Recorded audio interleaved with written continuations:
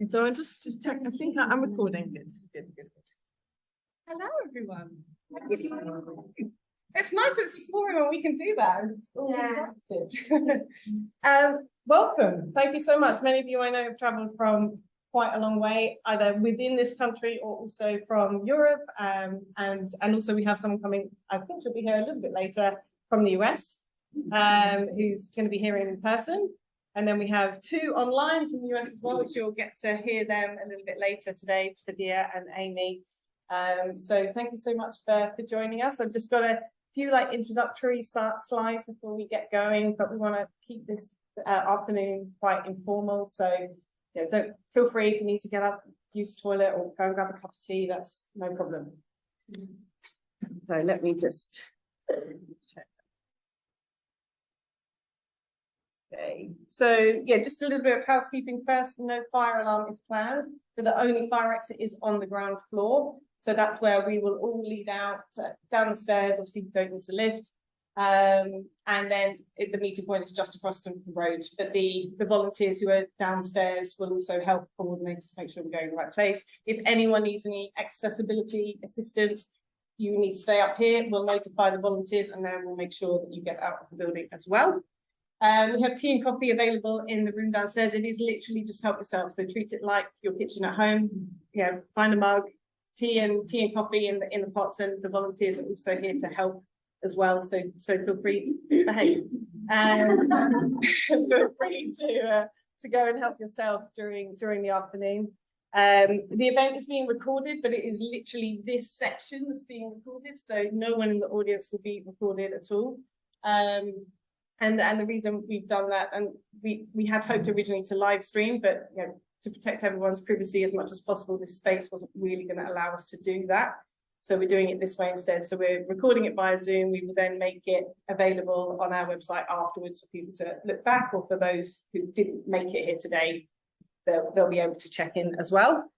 If you intend to post any pictures, feel free to take pictures with those that you meet today. Some of us, we know each other quite well, even just virtually. But please do check with kind of the people that are in your picture before you post anything online, just to make sure that people feel comfortable with you sharing pictures. And just as a reminder, we are not professionals. We are, this is a peer-led group. We can't provide kind of professional or medical advice, but we're here to kind of share experiences and hopefully have something that's a bit interactive and fun. Not too formal, but hopefully very informative. And then some self-care things, because today can be quite overwhelming. We've got a few hours of some presentations and breakouts and discussions, and there are a few people here who have never met any other people with MRKH in person before, or perhaps never even spoken to anyone. So please look after yourself as well. If you need to step out, please do. There's loads of little comfy areas with cozy seats. There's a terrace just downstairs next to the kitchen. If you need to take some time out or just fancy a chat with one of the team, just do so. It's no problem at all.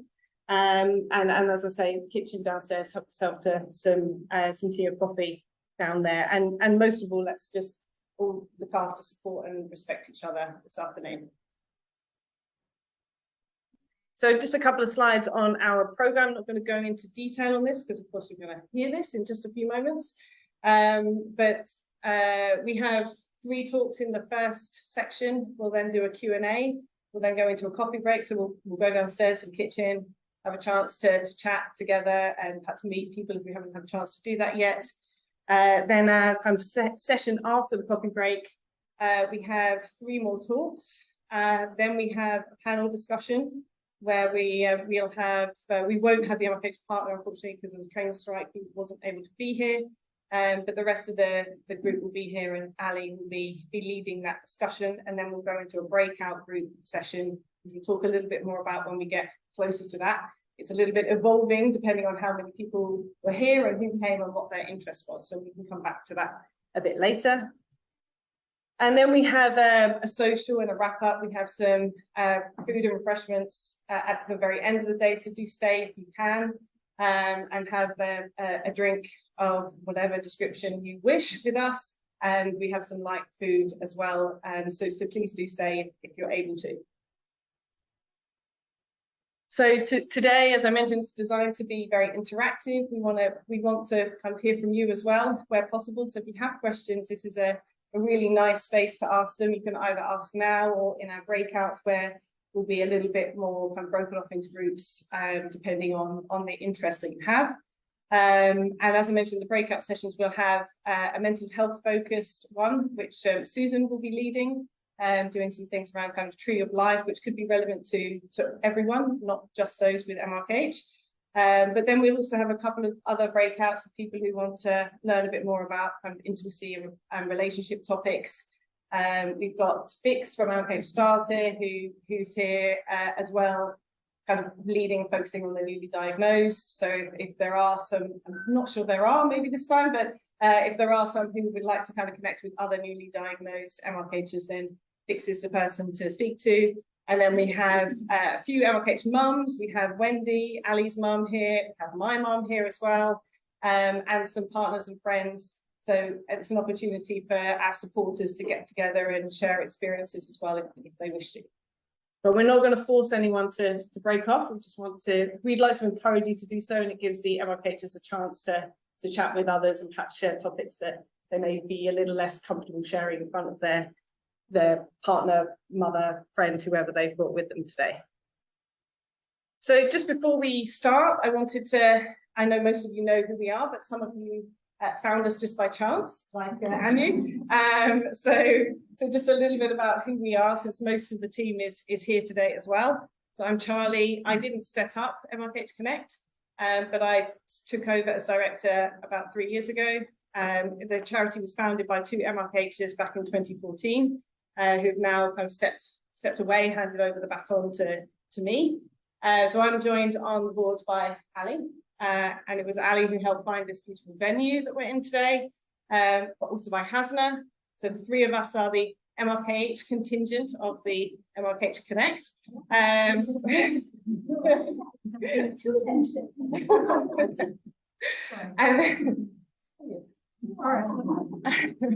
then we have my mum standing by the door, and my best friend Shelley, who also sits on the board as well.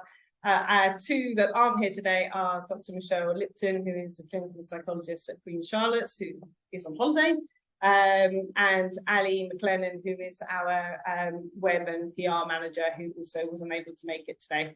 But the team is here, so do come and find a chat with any of us if you'd like to. But just so you put some names to faces if you're hearing some names for the first time. And if you haven't yet kind of explored our website, I know a number of you are already members of MRKH Connect. We have a member forum and member map. So once you join MRKH Connect, it's free to join. You can go in, you can add your location pin to the map as well. So it will also allow you to see if there are other people that are close to you that you can chat with. We also have a forum, lots of different topics, lots of that kind of activity on different subjects. And you can also add to that as well. So it's no problem, of course, to just read through those resources. There's no kind of pressure to share, do anything that's kind of over and above your comfort zone. But those resources are there. And this is a snap I did take from the members forum. Obviously, it doesn't have any confidential information, but that's just to show some of the breadth of the members that we have. So and that's growing quite a lot. So we do have members from all over the world. We also run Connect with Friends, which is an online Zoom event, and that's really what inspired us to do this event today. So Connect Live was kind of inspired by Connect with Friends initiative. So we started doing that during lockdown. We run those every 6 weeks. And they're just a great way to come. Sometimes we do them on specific topics, or we get guest speakers from our community largely come and do something a bit creative. So we've had LMA's done something with us. We've done some collaborations with MRKH Stars. So we like to kind of keep it open, keep it quite informal. Come along and listen, or come along and participate however you wish. Our next one will probably be early September. We just need to finalize the date. Our focus was this event, and then we'll focus on continuing Connect with Friends. And then just a couple of slides on the resources that we have at Connect. We have a lot of news that we kind of keep as updated as we can with everything that's going on that might be relevant to the community. So not necessarily just MRKH news, but news perhaps on IVF and surrogacy resources, or adoption, or other blog posts that are relevant to our community that might be of interest. We also did Let's Connect, which was an audio and visual campaign a couple of years ago over different parts of the MRKH journey, which is available on our website, and we also have a blog. So that's a kind of open invitation for those. If you would like to write for us or do something with us in that way, they can also, of course, be anonymized, and please just chat with one of the team and we can work with you on that. It's no pressure to do anything. We also have newer resources, I should say, on path to parenthood for those who are exploring options around IVF, surrogacy and adoption. So some stories from experiences from people who have been through that, and also resources and signposting to other organizations that you might be interested to learn more from. And then we have exactly the same for life without children. So for those who either have chosen to or have got to a point of being very happy in a position without having children. And in fact, I will talk a little bit about infertility a bit later, so we'll touch on some of these topics, but those resources are also available on our website. And then friends and family, our biggest supporters. We have a space for you as well on our site. So we have mainly mums, but we also have parents and friends. We have a teacher who's written a little blog for us on the family and friends section of our website, just to share their experience and hopefully to help others who are trying to understand what this all means. And particularly, I think for mums, that's often a kind of common question, and sharing those experiences. And then finally, we have MRKH and Intimacy. We actually will have Nicole, who's flown in from the US for this event, here in person, hopefully. Hopefully she's on her way. She's definitely in London. So she's made it to London. But we added this section to our website last year. So it's a completely anonymous part. You don't have to sign in to raise a question, and you can ask any question you have about intimacy. It could be around dilation, it could be around orgasms or pleasure, anything like that. And we work with Nicole, she has MRKH, but she's also trained to be a clinical sexologist, and also with the professional support from Queen Charlotte's and Chelsea Hospital as well, to get some of the medical insights as well where that's relevant and appropriate. And then we have other events. We just finished our 5050 event, and some of you were participating in that. So that's now annual. We've done 2 of them, events for fundraising, but also as a great kind of community initiative to bring people together, run some personal challenges, but also collective challenges. So it runs over 50 days, and the aim is to raise 5,000 hours of activity. So collectively working together to do that. We got past it the first year, we didn't quite make it the second year, but we did. It was an amazing achievement to get just over 4,000 hours between all of the participants. So we'll definitely be doing it again next year, and I think there's some alternative options and new things to include for next time around. And then socials, we've supported other community initiatives. So LMA runs a kind of Christmas dinner every year, so we provide a little bit of support to that. And we're always open to collaboration with other groups, or if you have ideas, there's something you want to do in your community, or you'd like some help with from us, or we can provide you some support in some way, please just let us know. That's exactly what we're here for. And then supporting webinars and other online events where we've teamed up with other peer support groups and other organisations that might be of interest to our to the community, like Growing Families, which is an organisation in Australia which we've been working with this year. And now I'm going to pass over very briefly to Ali, who's going to introduce the global film. Yeah, trying to fix my spot. Hello, hi, sorry, I'm Ali. Pre-pandemic, I lived in Australia for 15 years, sorry.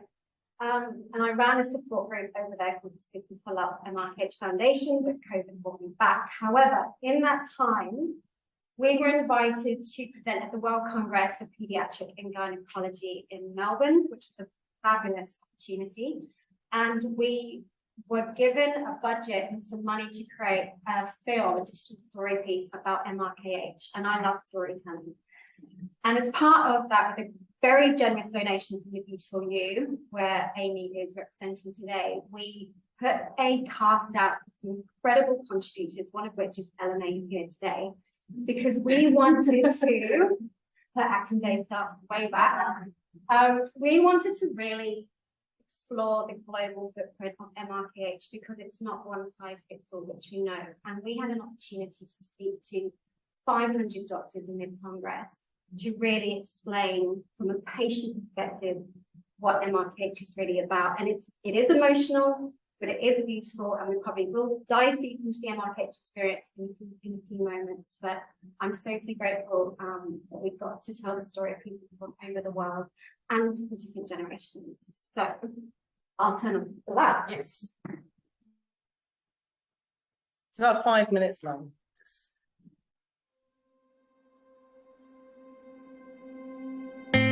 I did not care that I was born without a vagina. It was not my problem. Having to get one was the problem. I was literally told, you're shaming us by going public, push this aside.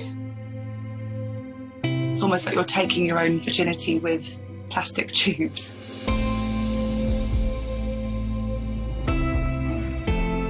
I was 16 years old when I was diagnosed with MRKH, and 1 in 5,000 females worldwide. I was never going to carry a baby. Maya Rokitansky Kuster-Hauser syndrome. This is a syndrome where a woman is born with a partial or absent reproductive system. The diagnosis is lifelong. 4 letters we've been given, it's not the same for all of us. I have both my own ovaries. I have viable eggs. I have labia, a clitoris, a vagina. I have a vagina that I am the architect of. I have now a vaginal canal. I don't have Preface. I don't have periods. I felt like I was a little girl until I was 13 years old, and then I was not allowed to become a woman without all the right body parts. And that's when my identity crumbled. That's when everything shifted for me. Being a woman with MRKH in an African setting is almost like a death sentence. You're basically a nobody until you can bring a child to this world.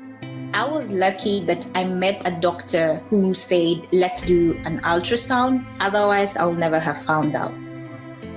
I feel like the treatment that I had was really medical abuse. Other people had the authority and the privilege to mold me without my consent. I'd had 3 surgeries, and still nobody had given me a name or a real diagnosis. I don't feel like I have any ownership to the body that I have now. I was with my dad because Mum didn't really see that it was going to be such a significant moment in my life. Dilating, something that I chose to do because it was less intrusive than surgery. So you use lubricants and you basically hold it there with as much pressure as you can for 20 minutes, and that's every morning and every night. Because it's so focused around sexual anatomy, there's a lot of shame and secrecy to it. It's impacted the way that I see myself and the fears that I have for the way other people see me. It makes me feel lonely, like I have no choice but just to be strong by myself. But I think above all, it's a grief process. You lose something that you dreamt of or you thought you knew you had. I made up a story about my condition that wasn't completely true. I was called up my bullshit production. I was 43 years old. When I found out that there was an actual name, then I could Google it. And then I found, oh my God, there's a whole community of people out there that are just like me. We should all be friends. My ask to any doctor seeing this to recognize that this diagnosis can come down to knowledge, terminology, and most importantly, sensitivity. The stigmas attached with regards to infertility and sexual function and identity is hugely complex, and the support of mental health is so very necessary. I've gone from 19 to not telling anyone to telling the world. Advocating for other women with MRKH and being around the work that other women are doing has been really phenomenal. There's a great deal of pride in being part of that. We're very uptight about these things. I think the more we talk about them, the better off everybody would be. MRKH is not that rare. To my future little sister with MRKH, The best treatment is love. Vagina is not all it's cracked up to be. Our genitals are just as diverse as our faces are.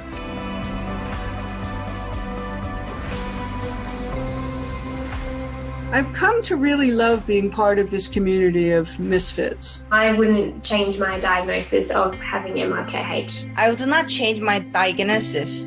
I would not change my diagnosis. It has made me a person I would love to have as a friend, a partner. I would love to have me on my side. And I am a warrior. I am an MRKH warrior.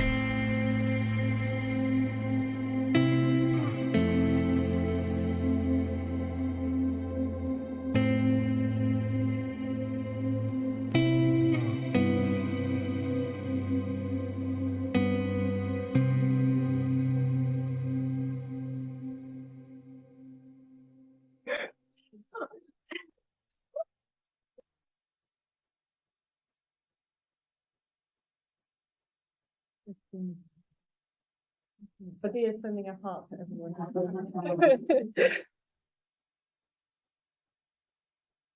It's very difficult to follow that, to be quite honest. But we do have our whole program, and I think actually there's points that are raised in that film that are really important for us to remember today about strength, about, you know, interestingly, a lot of the people in the film, and perhaps some in the room as well, are find that MRKH as a diagnosis is something they actually wouldn't change, that has become a part of them in such a way that that's actually been very positive. So I think that's something quite interesting when we remember back to those days when we were diagnosed and it feels like the end of the world, for lots of, you know, obvious reasons, but that actually it can lead to some very positive and different parts of our lives that we wouldn't have imagined.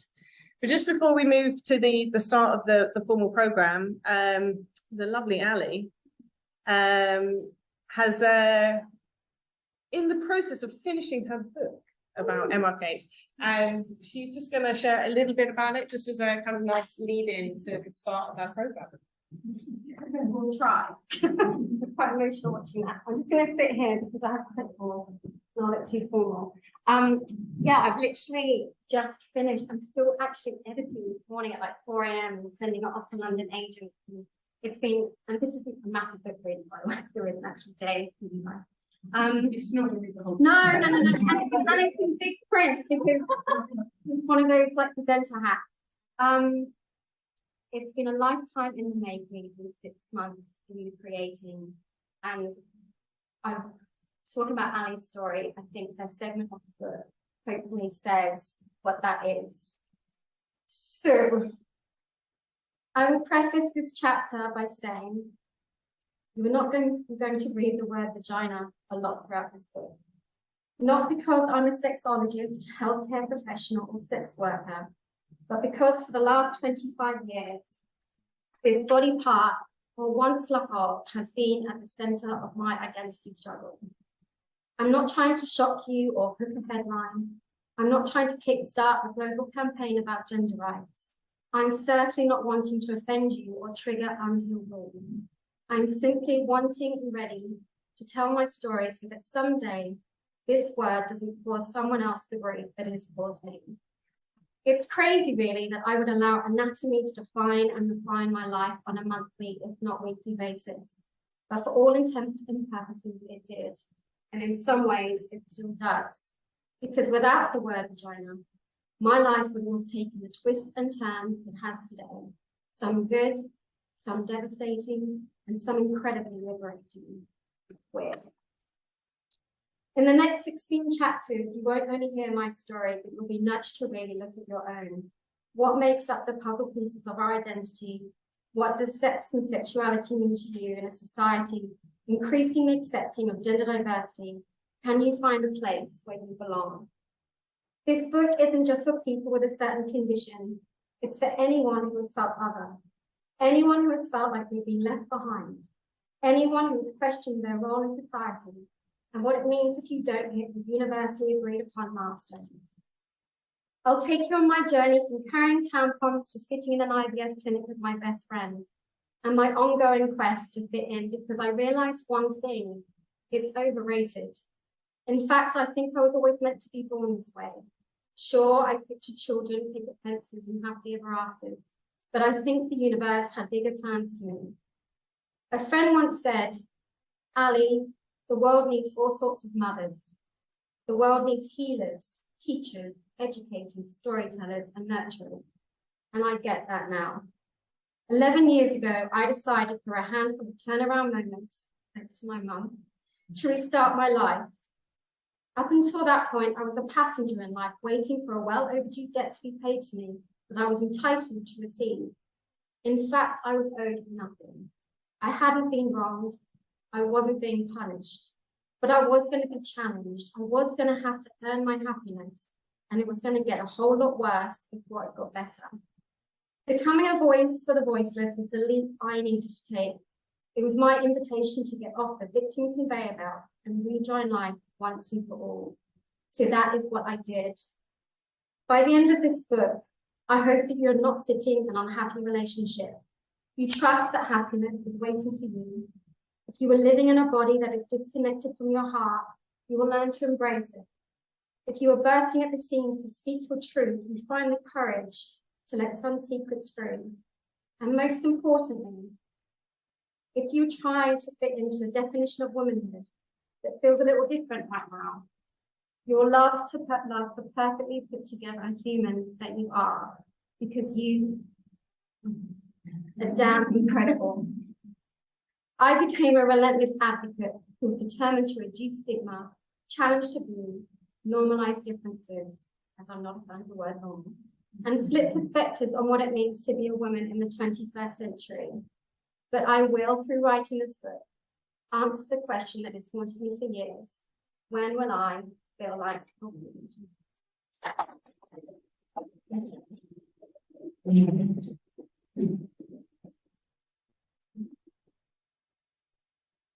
Everyone. You're